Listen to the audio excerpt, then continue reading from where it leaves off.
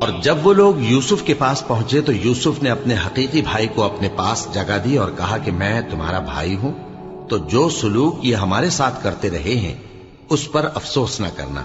پھر جب ان کا اسباب تیار کر دیا تو اپنے بھائی کے تھیلے میں آپ خورا رکھ دیا۔ پھر جب وہ آبادی سے باہر نکل گئے تو ایک پکارنے والے نے آواز دی کہ قافلے والو، تم تو چور ہو۔ وہ ان کی طرف متوجہ ہو کر کہنے لگے کہ تمہاری کیا چیز کھوئی گئی ہے؟ وہ بولے کہ بادشاہ کا کٹورا کھویا گیا ہے، اور جو شخص اس کو لے کے آئے اس کے لیے 1 بار شتر انعام، اور میں اس کا ضامن ہوں۔ وہ کہنے لگے کہ اللہ کی قسم، تم کو معلوم ہے کہ ہم اس ملک میں اس لیے نہیں آئے کہ خرابی کریں اور نہ ہم چوری کیا کرتے ہیں۔ وہ بولے کہ اگر تم جھوٹے نکلے یعنی چوری ثابت ہوئی تو اس کی سزا کیا؟ انہوں نے کہا کہ اس کی سزا یہ کہ جس کے تھیلے میں وہ دستیاب ہو وہی اس کا بدل قرار دیا جائے۔ ہم ظالموں کو یہی سزا دیا کرتی ہیں۔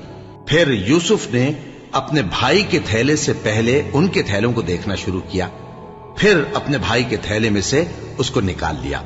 اس طرح ہم نے یوسف کے لیے تدبیر کی، ورنہ بادشاہ کے قانون کے مطابق وہ اپنے بھائی کو لے نہیں سکتے تھے مگر یہ کہ اللہ چاہے۔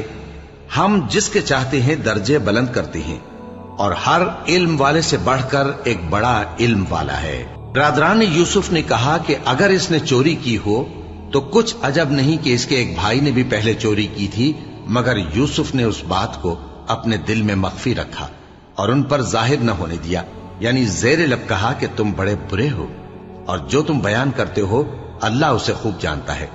وہ کہنے لگے کہ اے عزیز، اس کے والد بہت بوڑھے ہیں اور اس سے بہت محبت رکھتے ہیں، تو اس کو چھوڑ دیجئے اور اس کی جگہ ہم میں سے کسی کو رکھ لیجئے، ہم دیکھتے ہیں کہ آپ احسان کرنے والے ہیں۔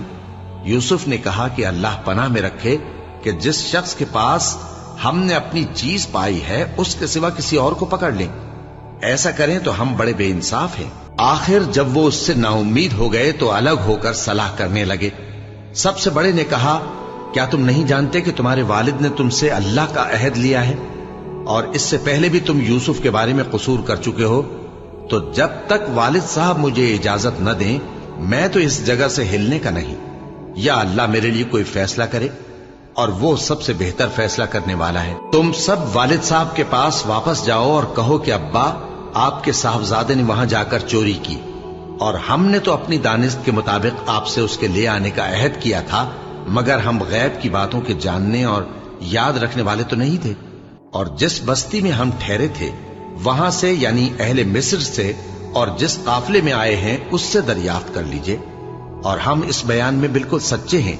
جب انہوں نے یہ بات یعقوب سے آ کر کہی تو انہوں نے کہا کہ حقیقت یوں نہیں ہے، بلکہ یہ بات تم نے اپنے دل سے بنا لی ہے، تو صبر ہی بہتر ہے۔